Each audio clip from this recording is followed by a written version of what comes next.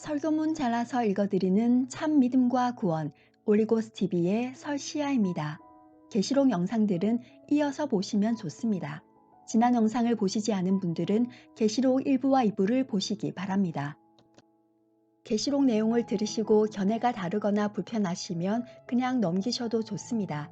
성경과 함께 지금 세상 되어가는 흐름도 두루 보시며 들어보시고 각자가 판단하시면 될 것 같습니다. 감사합니다. 마라나타. 지난 영상에서는 계시록 이해를 위한 준비 단계로 첫째, 계시록에서 손을 놓게 되는 이유 3가지, 둘째, 계시록을 보는 우리의 자세 5가지, 셋째, 계시록은 영적인 메시지, 영적인 교훈이 아닌 실제 사건의 기록임을 보았습니다.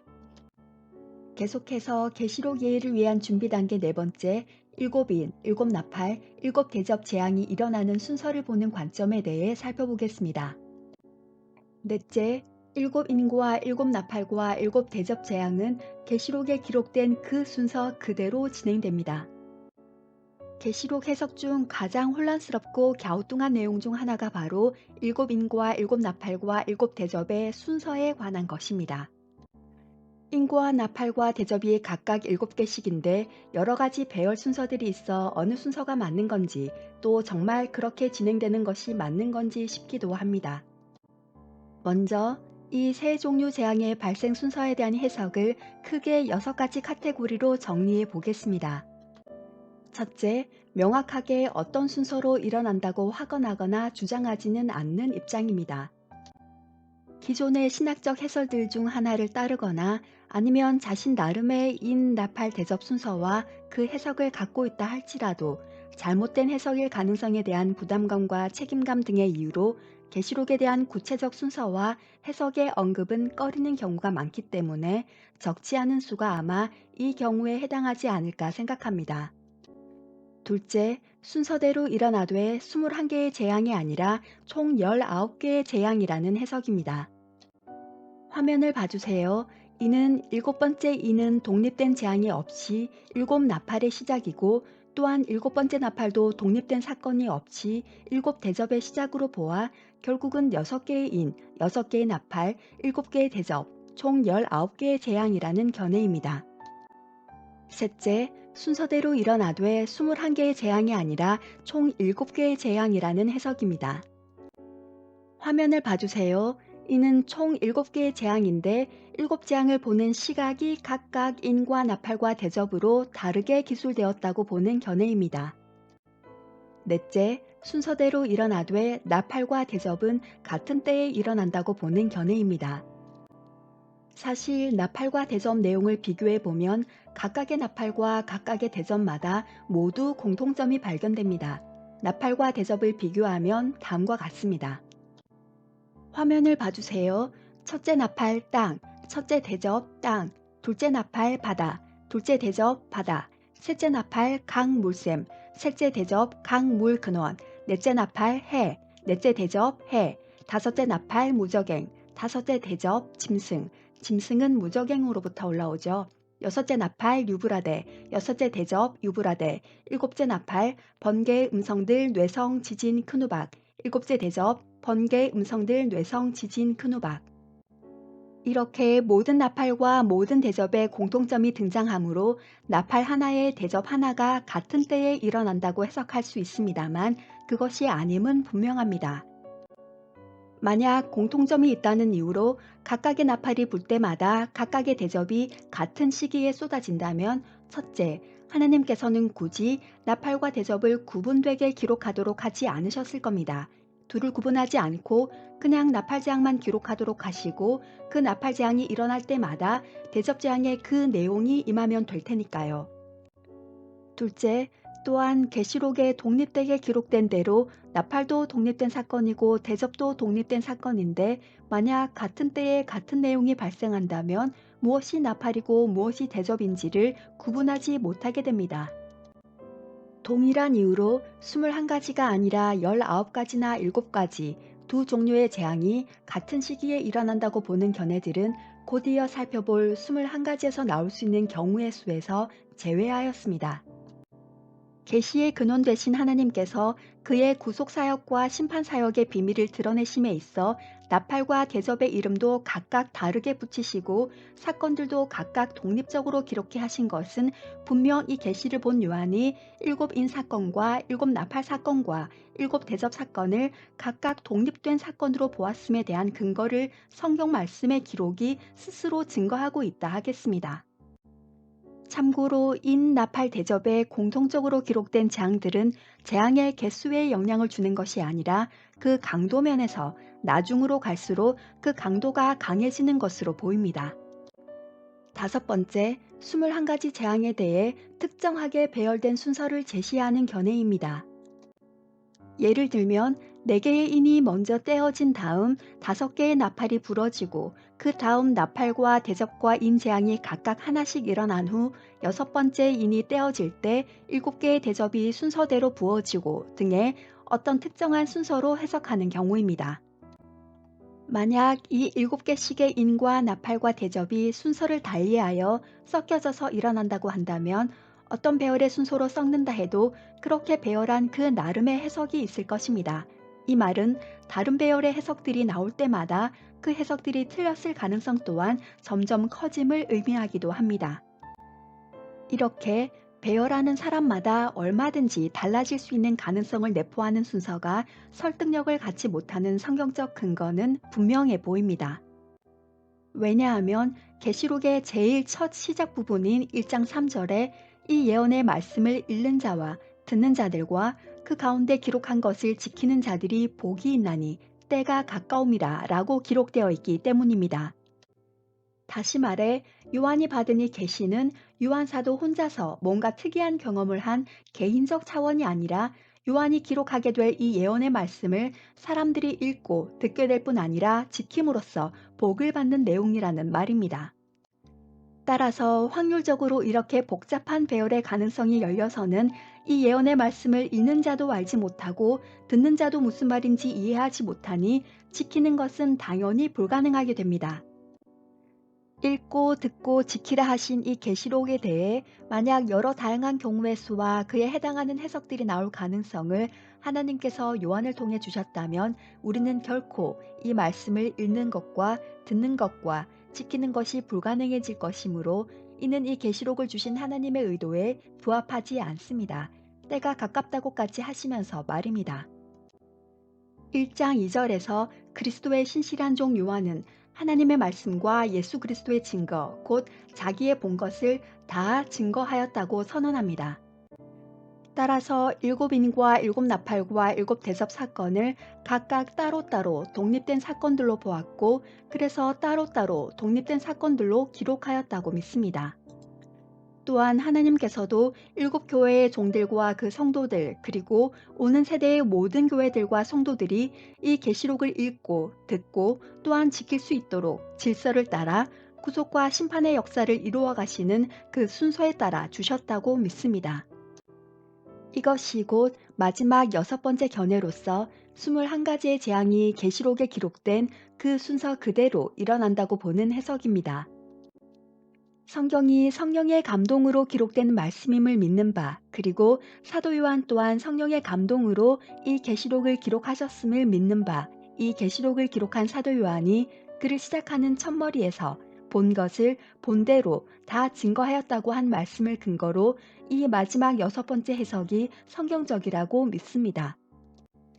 이제 그 반대의 경우, 즉 5번째 해석처럼 21가지가 성경에 기록된 순서대로 일어나지 않고 섞여서 일어나는 경우들을 찾아보십시다.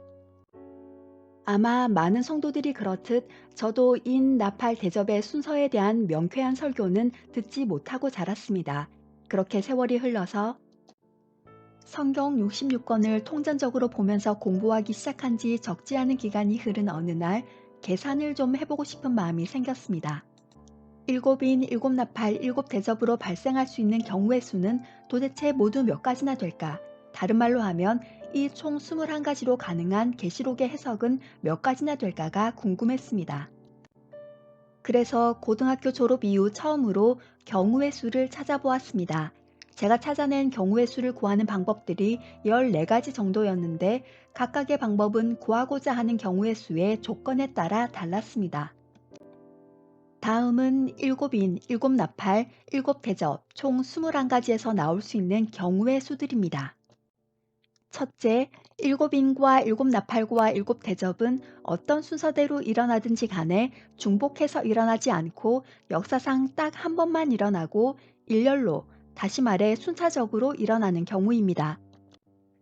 이 조건을 만족하는 경우의 수 구하는 방법은 팩토리얼이었습니다.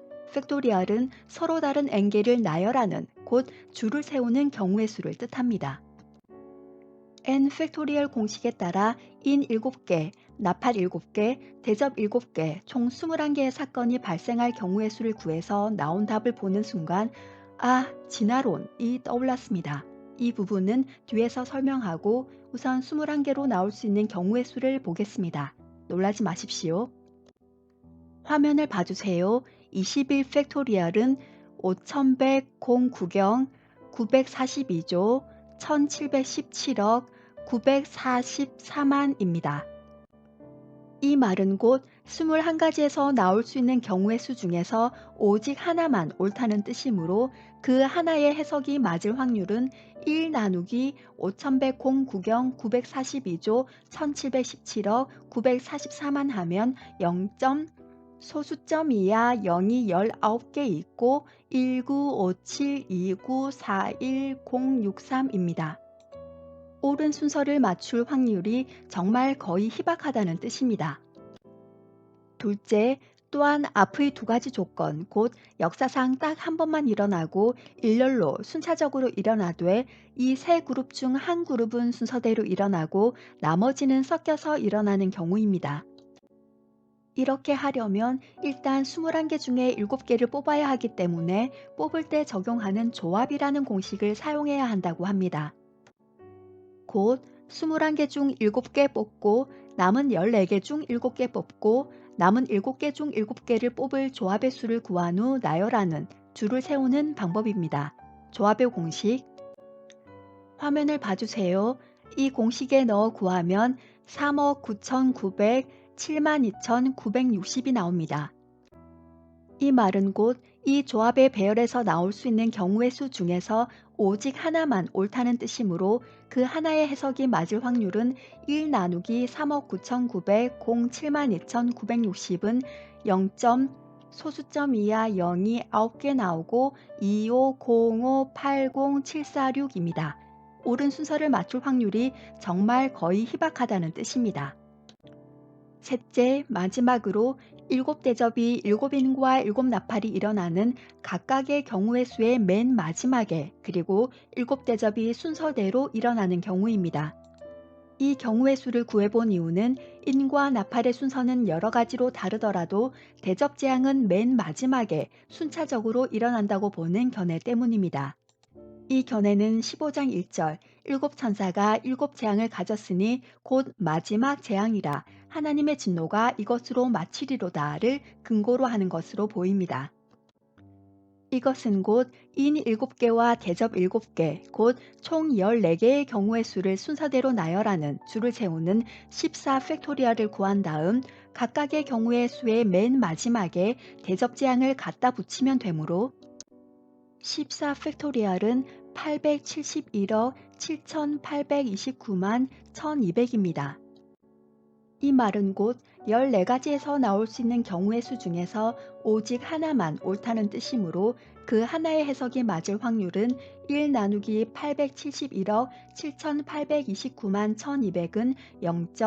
소수점 이하 0이 11개 있고 114707456입니다. 옳은 순서를 맞출 확률이 정말 거의 희박하다는 뜻입니다. 위 세 가지 모두 상상을 초월할 만큼의 많은 경우의 수가 나왔고 이는 그 중에 오직 한 가지만 옳은 순서이며 이것은 또한 오직 한 가지 순서에 대한 해석만이 옳다는 뜻입니다.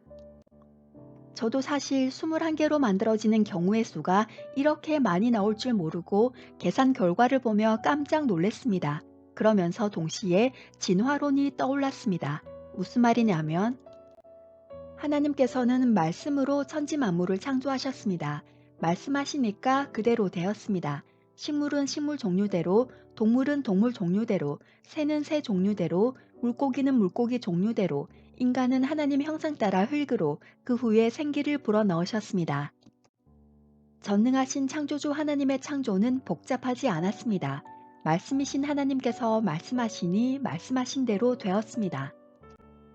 그러나 진화론자들은 그들 나름대로 진화를 설명하기 위해 다양한 가설들을 세워야 했고 엄청난 재정과 인력과 지구 나이 46억을 비롯하여 진화를 설명할 수백만 년, 수천만 년, 그 이상의 엄청난 세월이 필요했습니다. 그들이 더 많은 세월을 말한다 할지라도 그들은 결국 이 지구상에 존재하는 모든 식물과 모든 동물과 인간의 진화를 증명할 근거를 갖고 있지 않습니다. 그들이 제시하는 근거들의 모든을 증명할 수 있는 증거들은 없습니다. 그리고 그나마 갖고 있는 화석들도 결국은 진화의 모든 연결고리, 즉 중간 화석들을 갖고 있지 못합니다. 결국 진화라고 믿는 것이지요. 이로 보아 창조론과 진화론은 믿음 대 과학의 문제가 아니라 결국 둘 다 믿음의 문제입니다. 창조론에서도 아무도 하나님께서 천지 만물과 사람을 창조한 것을 본 사람이 없듯 진화론자들도 그들의 주장을 증명할 실체를 본 사람이 아무도 없습니다. 빅뱅 같은 이론도 가설일 뿐이지 직접 볼 수 있는 것이 아님을 모두들 알고 있습니다. 결국 창조는 믿음의 영역, 진화론은 과학의 영역이 아니라 둘 다 믿음의 영역입니다. 다시 돌아와서 인나팔 대접의 경우의 수를 알기 위해 계산기를 두드려 얻은 결과는 마치 하나님께서 말씀으로 천지를 창조하셨다는 성경의 기록을 그대로 믿으면 간단한데 인간의 방법으로는 검증이 결코 불가능한 사건을 검증한다며 진화론자들이 제시한 그 엄청난 시간의 길이를 연상케 했습니다. 하나님의 간단명료한 창조 기록을 그대로 믿는 것과 복잡다단한 진화론의 시도가 마치 계시의 근원 되시는 하나님께로부터 온 그 계시를 본대로 기록해 놓은 순서대로 믿는 것과 순서들을 섞어서 해석하려는 시도와 서로 유사한 모양으로 와닿았습니다. 이 깨달음은 저에게 나팔, 대접의 순서가 성경에 기록된 그대로의 그 순서가 맞음을 더욱 확신케 했습니다. 이렇게 계시록은 마치 우리가 창조론을 그대로 믿듯 7번의 일곱 번의 나팔, 7번의 대접이라고 기록해 주셨으니 그 기록된 순서대로 믿으면 된다고 봅니다.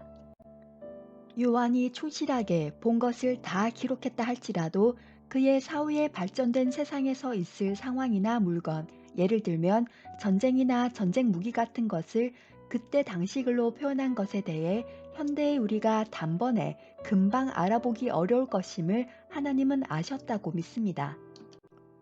하물며 계시를 보여주시고 계시를 기록해 하신 하나님께서 순서의 해석으로 야기될 이런 큰 혼란까지 그리고 그로 인해 읽고 들어도 모를 것을 모름으로 지키지도 못할 것을 예상하시면서도 이 예언의 말씀을 읽는 자와 듣는 자들과 그 가운데 기록한 것을 지키는 자들이 복이 있나니 하시며 계시록을 기록해 하시지는 않은 분이라 믿습니다. 계시록이 역사상 실제로 반드시 있는 일에 대한 기록임을 믿는다면, 그리고 요한 사도가 하나님의 말씀과 예수 그리스도의 증거, 곧 자기의 본 것을 다 증거하였느니라고 한 것을 믿는다면, 또한 읽고 듣고 지켜서 복이 있도록 해 놓으셨음도 믿어야 옳다고 믿습니다. 따라서 일곱 인과 일곱 나팔과 일곱 대접은 계시록에 기록된 순서 그대로 진행된다고 믿습니다. 만약 그렇지 않고 순서가 섞여서 일어난다고 본다면 경우의 수만큼의 해석이 가능해지고 굳이 그 많은 경우의 수만큼 순서를 섞지 않는다 할지라도 얼마든지 개개인마다 섞여진 순서로 다른 해석들을 내어놓을 수 있게 되어 버립니다. 이제까지 우리는 계시록은 영적 교훈이나 영적 메시지나 상징, 시나 소설 같은 문학으로서가 아니라 사도 요한이 계시를 받아 기록한 때를 기준하여 새 하늘과 새 땅이 이루어질 그날까지의 실제 사건의 기록임을 보았습니다. 또한 일곱 인과 일곱 나팔과 일곱 대접은 계시록에 기록된 그 순서대로 진행됨도 보았습니다. 이제 계속해서 일곱인, 일곱나팔, 일곱대접이 일어나는 시기를 보는 관점을 살펴보겠습니다. 이 내용은 다음 영상에 업로드하겠습니다. 이상 설교문 잘라서 읽어드리는 참 믿음과 구원 올리고스TV의 설시아였습니다. 그럼 다음 설교문으로 곧 찾아뵙겠습니다. 감사합니다. 구독과 좋아요 부탁드립니다.